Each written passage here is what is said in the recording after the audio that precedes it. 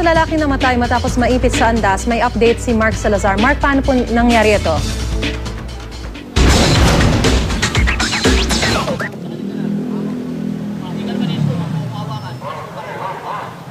Maris, nandito tayo ngayon sa emergency room ng Manila Doctors Hospital. Wala pa tayong nakukuhang opisyal na statement mula sa pamunuan ng ospital, pero sa kwento ng mga kasamang ihos ni Renato Gurion, itong akin nasa likuran ng mga kasama niyang ihos na humihila kanina ng andas, ay it seems suffocation dahil nakita na nila yung kanilang kasama noon na hirap na raw huminga at natabunan ng dagsa ng mga mamamasan at it took them 15 minutes daw bago nila nahugot yung itong si Nato mula sa mapailaliman siya ng mga mamamasan at maitakbo pa sa MMDA first aid station.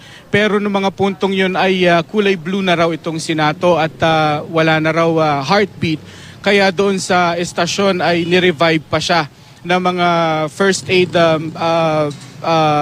doctors ng MMDA, at nung dalhin nga rito sa Manila Doctors Hospital ay sinabing dead on arrival na. But I repeat, Maris, wala tayo pang nakukuha na official statement mula sa ospital. Ang kanyang may bahay ay nasa loob na ngayon ng emergency room. Kanina, habang inaabangan yung kanyang next of kin, ay may lumabas dito para i-inform yung mga ihos na wala nang ang buhay yung kanilang kasama. At tinatanong, humihingi ng permiso kung pwede na raw ilipat sa morgue.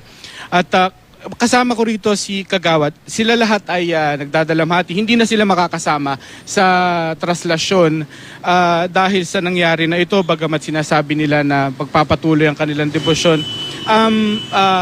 Adam, ulitin ko lang uli, sabi ko, paano uli ang nangyari kay Nato kanina? Sa sobrang dami ng mamamasan na gustong sumampa sa Mala Senior, kinapos na hangin ang ating kapatid na si Renato Gurion. Kaya siya nawala ng hangin dahil din nga nadadaganan yung kanyang likuran. At nung napansin na ng aming kapatid na si Alvis na